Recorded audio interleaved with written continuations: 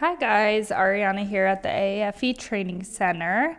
I just wanted to walk you through a cheek and jawline filler patient. I did actually also do her tox. You'll see those little baby bruises at the end.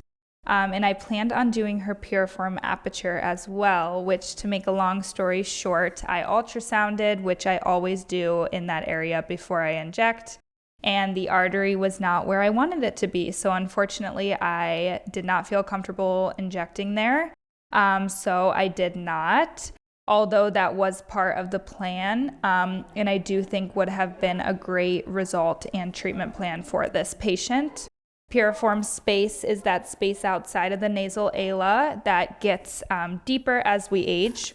And filling it just kind of helps to put that volume back where it's kind of getting deeper. So with that being said, it's a great treatment plan for nasolabial fold and also continuing and finishing cheek filler. So I'm working my way around her cheek. I did start laterally to medial for her, which I love that plan on most patients. You can also start medially. It's just dependent on the patient and their comfort level, what your preference is, what's easy to aspirate, so many things. Also, keep in mind, too, you really want to make sure that you're staying on bone when you are doing cheek filler. We don't want to be kind of just in a weird plane or half needle depth. We're, full needle depth normally on that bone. That periosteum is where we want to linger when we are aspirating, where we are injecting. So just keep that in mind.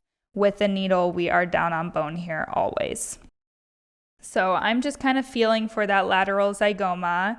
And as you can see, she's laughing because I'm joking with her that I just started yesterday and I actually have no idea what I'm doing. And that's why I can't get it, which is not a funny joke for a patient that you're not close with. But she has been seeing me for a while.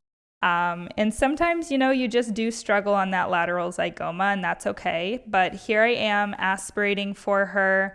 Especially with this angle coming under bone, you really want to aspirate slowly and do a good aspiration with a new needle because that artery is right there. So injecting extremely slowly, watching the tissue, no more than 0.1 at a time. That is what we do to keep everything as safe as possible here at AAFE.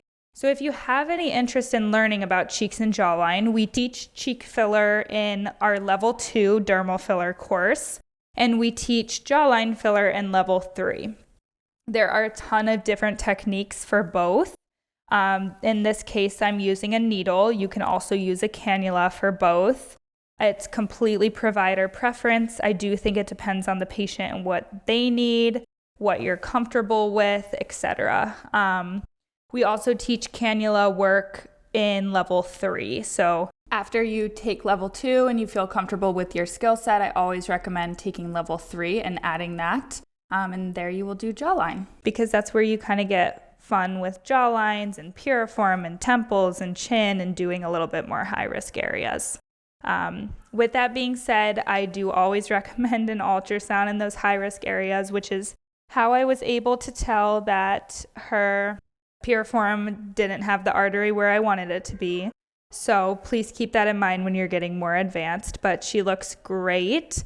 This is just me putting some arnica on and trying to be nice injector after bruising her, and she's laughing because I did give her a couple baby bruises around the eye when it comes to her tox, but that's completely normal and to be expected. So all things normal here, and that's it for her.